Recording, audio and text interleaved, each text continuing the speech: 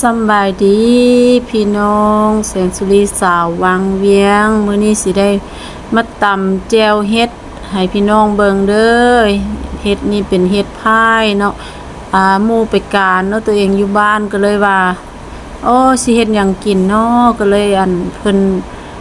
เก็บเฮ็ดมาไว้ตั้งแต่ตอนยามเก็บพุ่นแหละแล้วมันหลายเพิ่นก็ผ่านแช่ใส่ตู้แข็งไว้เนาะแสงสุรีก็สินำมาเฮ็ดเมนูตำแจ่วเฮ็ดเนาะพี่น้องมาเบิ่งน้ำกันเลยว่าสิเป็นจังไดเนาะเอามาผ่านเป็นชิ้นแล้วก็เอามาใส่ซองแข็งไว้เนาะใส่ซองแข็งไว้เอาไว้กินยามมันบ่มีจังซี่แหละเนาะยามก็จะไปเก็บได้หลายๆนะก็เจ้าก็สิเลือกกินแล้วก็เจ้าก็สิปาดใส่แบบซี่แหละใส่ถุงซิปล็อกแล้วก็ไปใส่ซองแข็งไว้แบบนี้แหละเนาะหน้าตามันก็สิออกมาประมาณนี้แหละพี่น้องสิออกมาประมาณนี้แล้วก็สิเอามื้อนี้เฮ็ดแจ่วเนาะพี่น้องเฮ็ดแจ่วเฮ็ดสิเอาไปปิ้งเฮาก็สิปิ้งใส่โอเว่นแบบนี้ล่ะปิ้งใส่เตาอบเนาะใส่ไปเตาอบไปเนาะปิดฝาแล้วก็สิใส่ตัวบร้อยเนาะพี่น้องเดี๋ยวบ่ได้ใส่ดนแล้วก็จะลืมแล้วได้อันนี้ก็ได้คันสิเฮาก็สิมากดใส่ตัวโอเว่นสิใส่ประมาณชั่วโมงนึงไป1 hour จะคือเห็นโอเคประมาณชั่วโมงนึงเนาะพี่น้องโอเคนี่ก็สิสตาร์ทโอเคเอามาทาเบิ่งกันเนาะชั่วโมงมันสิสุกบ่เนาะพี่น้องหลังจากเฮาเปิดใส่บรอยเป็นที่เรียบร้อยแล้วเฮาก็สิมาเปิดดูดอากาศเนาะแฟนดูดอากาศเพื่อว่าอายเฮาปิ้งมันสิดูดขึ้นไปเทิงนี่เนาะพี่น้องมันจังค่อยบ่คิวเฮียนคิวซ่านว่าซั่นซะเนาะประมาณนี้โอเคมาเบิ่งตอนต่อไปว่าเฮ็ดเฮามันสิสุกบ่1ชั่วโมงเนาะพี่น้องเดี๋ยวนี้แบบ3นาทีผ่านไปแล้วโอเคติดตามต่อไปเลยนี่เฮ็ดเฮาก็ได้3นาทีผ่านไปแล้วเนาะพี่น้องหลังจากได้3นาทีผ่านไปแล้วเฮาก็สิมาคนเฮ็ดเนาะให้มันลุ่มขึ้นเทิงลุ่มประมาณนี้ให้มันสม่ำเสมอกันนะพี่น้องเริ่มแหมได้นึงละก็สิปิ้งโตเนาะเอาไปแหมๆปกๆลงปิ้งโตกันเลยตอนนี้โมงเฮาก็ยัง19นาทีเนาะสิฮอดชั่วโมงนึงเฮามาเปิดเบิ่งว่าได้หรือยังเนาะคันได้แล้วก็ได้เนาะเพราะว่านี่หน้าตามันสิออกมาเป็นนี่มันก็แหมๆเลยได้พี่น้องสงสัยซ้ำนี่ก็ได้แล้วเนาะบ่ถ้าฮอดชั่วโมงแล้วเฮาก็สิมาออฟไฟกันเลยได้แล้วเฮาก็สิมาออฟแคนเซิลนี่เนาะโอเคเรียบร้อยเนาะจากเฮาปิ้งเฮ็ดไปประมาณ45นาทีเนาะเฮาก็สิได้เฮ็ดออกมาประมาณนี้สีเหลืองๆอ่อนๆนิดนึงแฮมๆนิดนึงหอมๆพี่น้องโอเควันนี้เฮาก็พร้อมสิตำแจ่วกันเลยโอเควันนี้เฮาปิ้งเฮ็ดสุกเป็นที่เรียบร้อยแล้วเฮาสิมาทำการสับเนาะสับให้มุนก่อนนะพี่น้องนำไปตำเนาะพี่น้องว้าวหลายเติบมันก็หลายเติบอันนี้เป็นเฮ็ดพายเด้อพี่น้องเฮ็ดพายนี่เป็นเฮ็ดที่แพงที่สุดเนาะพี่น้องเนาะส่วนหลายเป็นคนญี่ปุ่นก็จะนิยมกินกันเนาะคนก็จะสั่งจากจะสิสั่งจากประเทศอเมริกาพี่น้องคนญี่ปุ่นนะก็สิสั่งเฮ็ดจากประเทศอเมริกาพี่น้องไปเฮ็ดยาเฮ็ดหยังมันเป็นยาอายุวัฒนะอหยังซั่นเป็นอย่างเนาะว่าเฮ็ดตัวนี้มันสิเป็นเฮ็ดที่ว่าแต่ว่ามี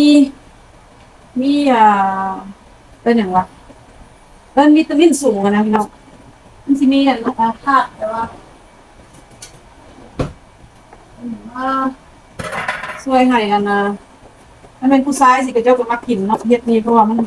นช่วยให้ตึงตังอีหยังอีกอย่างแบบว่าเป็นยาแหละนะพี่น้องเนาะสิ่งที่ก็สิมาซับให้มันมีก่อนสิเอาไปตำเนาะเพราะว่ามันตำมันก็สิดูยากแหลกพี่น้องเพราะว่าเฮ็ดนี่มันสิเป็นสิหยาบๆนิดนึงนะแต่ว่าก็บ่ถึงขนาดหยาบคือเฮ็ดปวดแต่ว่ามันสิตำอยู่อย่างนั้นเนาะก็เลย ซับก่อนไปตำนะพี่น้องตัวใดมันแหมลายก็สิแข็งตรงยืดรอบๆนี่มันจะสิแหมนะซับมุนๆก่อนเนาะก่อนเอาไปตำนี่เฮาสิใส่ตำนี่เพื่อความนุ่มนวลซื่อๆเนาะพี่น้องมันสิบ่มุนตื่นแต่ว่ามันสิเฮ็ดให้แบบว่าเข้าเครื่องปรุงเฮาแล้วก็เฮ็ดให้มันนุ่มนวลซื่อๆเนาะเลยว่า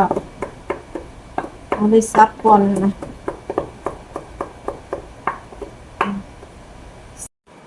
เฮาก็สิซับเฮ็ดจนมุนละเอียดเป็นที่เรียบร้อยพุ่นล่ะพี่น้องแล้วเฮาบัดนั้นเฮาก็สิมาตำอีกเทื่อนึงเนาะตำให้มันเข้าเครื่องเข้านั่นซื่อๆบ่แม่นว่าเฮาตำอันแบบว่าให้มันมุนได้มันความมุนนี่มันก็สิได้ซ้ำเฮาซับนี่แหละเฮาสิมาตำให้มันเข้าเครื่องนุ่มนวลซื่อๆเนาะสำหรับผู้ใดที่บ่ฮู้ว่าเห็ดพายนี่มันหน้าตาเป็นจังไดมันก็สิเป็นแบบแสงสุรีเอาขึ้นนี่เลยเนาะรูปแบบนี้เลยแม่นเห็ดพายเนาะหน้าตามันก็สิเป็นแบบนี้พี่น้องมันสิพ่นออกมาจากดินแล้วก็ค้นไปหาก็สิฮู้ว่าดินหม้องใดมันสิว่ามันพุๆขึ้นมาโน้นๆหน่อยหนึงแล้วก็เจ้าก็สิเอามีดเอาหยังเคี่ยๆคุดๆเอาเนาะแล้วก็สิเห็นเห็ดอยู่ข้างในหั่นแล้วก็สิเอานำออกมาเนาะมันก็สิตีนเฮ็ดมันก็สิสีสั้นๆดอกมันบ่ตีนยาวคือเฮ็ดปวกเฮ็ดหยังเนาะพี่น้องตอนนี้ก็เลยก็เริ่มซับแล้วเป็นที่เรียบร้อยแล้วก็สินำเอาเฮ็ดไปตำกันเลยพี่น้องตำนี่ก็บ่เครื่องปรุงก็บ่มีหยังหลายพี่น้องเฮาก็มกหัวกระเทียมแล้วก็มกมะเขือเนาะคันเฮาสะดวกขัวก็ขัวเอาบ้านเฮาก็สิจีใส่ไฟเนาะจีใส่ไฟมันสิหอมกว่าเนาะพี่น้องอันนี้ก็เฮ็ดแบบกระทัดรัดแสงสุรีก็สิเอามาคั่วใส่หม้อเอาเนาะหลังจากนั้นแล้วก็สุกแล้วก็สิเอามาตำใส่เกลือเพ็งนัวเท่านั้นแหละปรุงแต่งก็ได้เนาะบ่ได้ใส่หยังหลายเนาะหลังจากตำเรียบร้อยแล้วเฮาก็สิเอาหอมป้อมที่เฮาล้างใส่ถุงไว้เรียบร้อยแล้วก็สิมาตัดหั่นพอมุนๆหน่อยนึงเนาะพี่น้องเพราะว่าเวลาเฮากินมันก็สิแบบกลมกลืนกันบ่เกะกะนะให้สิมุนๆหน่อยนึงเนาะหลังจากนั้นเฮาก็เอาไปใส่แล้วก็ตำซั่วใส่กันเลยเนาะเสียตำเอามันนุ่มๆเข้ากันหน่อยนึงเพราะมีพี่น้องต้องโอเคหน้าตาเฮ็ดเฮาก็สิออกมาเป็นแบบนี้เลยขวดใส่กับเฮาสิเอาไปกินอยู่ไปสู้หมู่กินเนาะพี่น้องอยู่Friday Hour นัดกับหมู่ว่าสิไปกินสิไปหมู่ไปตึกปูพี่น้องหมู่สิออกไปมื้อนี้หมู่สิออกไปตึกปูมื้อนี้ล่ะพวกเฮาก็สินำหมู่ไปเนาะวันเสาร์บ่แม่นวันศุกร์เฮาก็สินำหมู่ไปตึกปูอยู่Friday Hour เนาะมาแล้วได้ไปก็สิเก็บภาพบรรยากาศวิธีตึกปูอยู่อเมริกาเพิ่นเป็นจังไดเนาะพี่น้องสิเอาแบบภาพบรรยากาศสดๆมาให้เบิ่งเนาะพี่น้องเนาะสินำพยายามเอาคลิปที่ว่าการเป็นอยู่กับเจ้าอยู่นี่กับเจ้าอยู่ในใดกินในใดเนาะให้เบิ่งเด้อติดตามแสงสุรีเด้อพี่น้องเด้ออันนี้ก็ตำไปสู่หมู่กินเนาะเดี๋ยวสิเอาพุ่งเอาอีหยังไปตำแล้วก็มันตึกปูมาได้ก็สิมานึ่งปูแล้วก็กินกับตำบักหุ่งแล้วก็เฮ็ดแจ่วซีฟู้ดอีหยังไปเนาะพี่น้องก็สิไปนอนอยู่พุ่นอีก2 คืนเนาะว่าช่วงนี้เฮายังบ่ได้เฮ็ดเวียกเฮ็ดก็สิหาลิ้นหาเที่ยวไปก่อนเนาะจักหน่อยเฮาได้เฮ็ดเวียกแล้วก็ย่านบ่ได้มีโอกาสไปใส่นะพี่น้องเนาะก็สิพยายามเก็บภาพบรรยากาศทุกอย่างมาให้พี่น้องทางบ้านเฮาได้เบิ่งได้สัมผัสบรรยากาศเนาะพี่น้องเนาะคือแบบว่าบ่ได้มาก็คือได้มาเนาะพี่น้องนี่ตำแจ่วเฮาแจ่วเฮ็ดเฮาก็สิออกมาเป็นแบบนี้เป็นที่เรียบร้อยเป็นตาแซ่บอยู่บ่พี่น้องนี่ หัวหมูกะเพิ่นอันเมื่อวานนี้เพิ่นฮดพักหลังบ้านเพิ่นก็เด็ดเอาดอกกระเทียมใหญ่พี่น้องเพิ่นมาปักใส่ใจกันนี่เป็นดอกไม้ไปเลยเนาะก็งามงามนี่เพิ่นก็เอามาโซยเฮือนเพิ่นก็เพิ่นเฮ็ดเองดิมาโดเองทุกอย่างเนาะก็งามนี่เฮือนเพิ่นน่ะเพิ่นเฮ็ดเองเบิดมีต้นไม้ต้นหยังงามๆอยู่ในเฮือนเนาะอันนั้นก็ต้นไม้ไปพูนใต้ไฟให้เนาะพอยามหนาวยามหยังก็เพิ่นก็ป้าไว้นี่แหละโอเคจังใดก็ขอขอบอกขอบใจที่ท่านผู้ชมที่ชมคลิปตั้งแต่ต้นจนจบเด้อพี่น้องอย่าลืมกดไลค์กดแชร์ช่วยให้กำลังใจแสงสุรีเด้อสำหรับคลิปนี้ขอกล่าวคำว่าสำบายดีบ๊ายบาย